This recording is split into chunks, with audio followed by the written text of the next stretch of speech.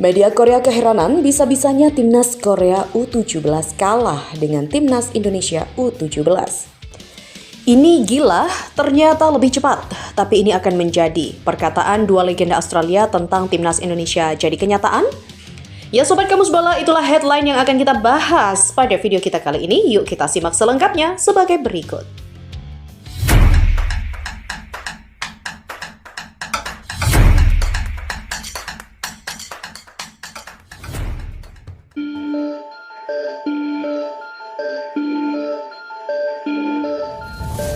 Pertandingan timnas U17 Indonesia versus Korea Selatan di Piala Asia U17 2025 berakhir dengan skor 1-0 untuk kemenangan skuad muda Garuda.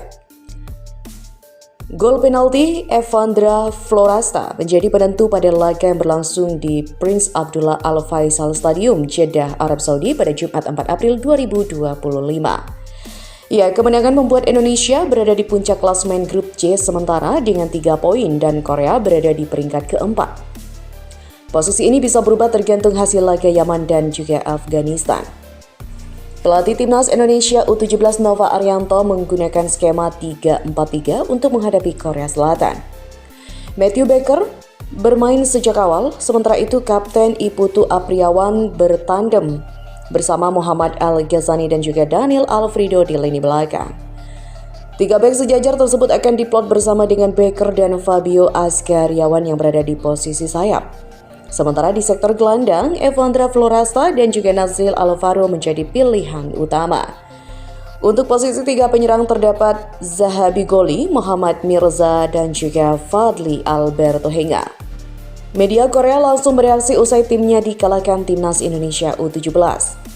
Media Korea news.nat.com tak menyangka dirinya bakal kalah dari timnas Indonesia.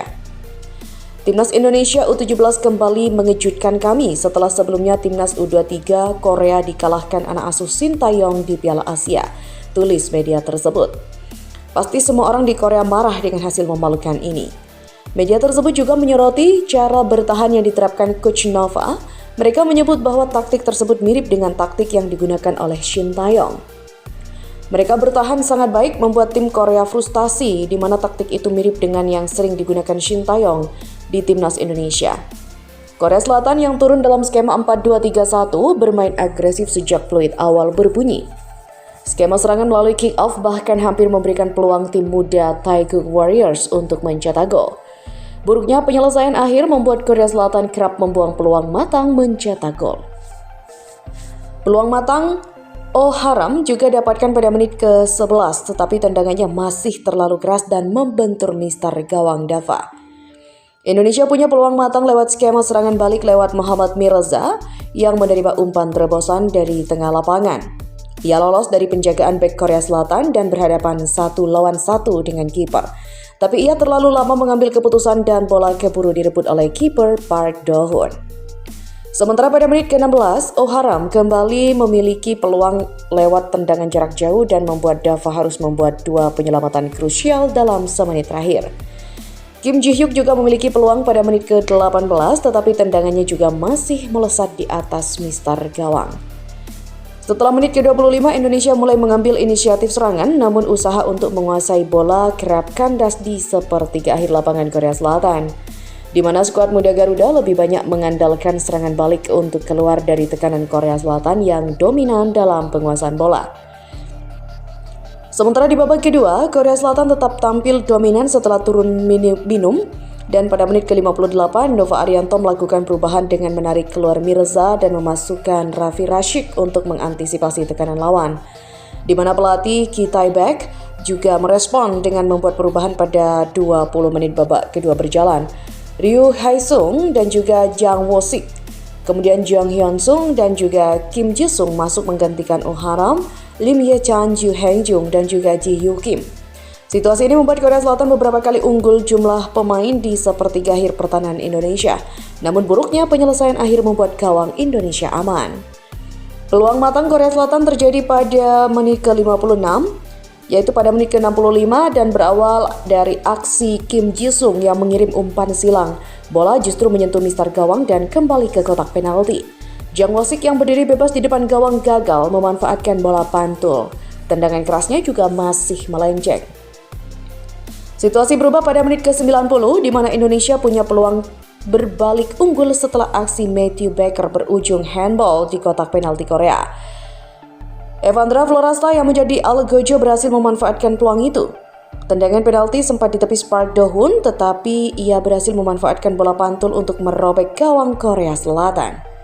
Taeguk Warriors berusaha mencari gol penyeimbang, namun hingga 7 menit masa injury time, gol yang Korea cari tak terjadi, di mana skor 1-0 bertahan hingga akhir. Secara statistik, Korea Selatan mendominasi 71% bola dengan mencetak 8 peluang. Sayangnya hanya 2 peluang yang membahayakan gawang Dava Al-Ghaizmi. Di sisi lain, Indonesia dengan penguasaan 29% bola hanya mencetak 2 peluang mencetak gol yang tepat mengarah ke gawang. Kita beralih informasi kedua, yaitu pada Maret 2025 di bawah arahan pelatih baru Patrick Kluivert, Timnas Indonesia menjalani 2 pertandingan penting dalam lanjutan kualifikasi Piala Dunia 2026 zona Asia. Pertandingan pertama melawan Australia pada 20 Maret di Sydney Football Stadium dan berakhir dengan kekalahan telak 1-5 bagi skuad Garuda. 5 hari kemudian, pada 25 Maret, Timnas Indonesia bangkit dengan meraih kemenangan tipis 1-0 atas Bahrain di SUGBK. Dan kemenangan ini disambut meriah oleh supporter yang memenuhi stadion, menciptakan atmosfer yang luar biasa. Kiper Martin Paes pun mengungkapkan bahwa suasana tersebut membuatnya merinding dan merasa sulit untuk bernafas. Patrick Kluivert memuji penampilan para pemainnya, khususnya Ole Romeni, Rizky Ridho, dan Joy Pelupesi atas kontribusi mereka dalam meraih kemenangan itu. Dia menekankan pentingnya semangat juang dan juga kebangkitan tim di hadapan para pendukung. Performa Timnas Indonesia di bawah asuhan Kluivert juga menarik perhatian berbagai pihak, termasuk legenda sepak bola Australia, Tim Cahill dan juga Mark Schwarzer. Cahill mengakui bahwa perkembangan pesat Timnas Indonesia melebihi ekspektasinya. Wah, ini gila, tapi ini akan menjadi lebih baik. Semula saya berpikir setidaknya butuh 5 tahun untuk Timnas Indonesia berkembang, ternyata lebih cepat dari perkiraan saya, kata Cahill. Dia juga menambahkan bahwa investasi yang dilakukan Indonesia dalam sepak bola menunjukkan potensi besar untuk meraih pencapaian signifikan di masa depan. Sementara itu, Mark Schwarzer juga mengungkapkan kekagumannya terhadap kualitas kompetisi sepak bola Indonesia. Meskipun baru menonton beberapa pertandingan, dia merasa terkesan dengan perkembangan yang ada.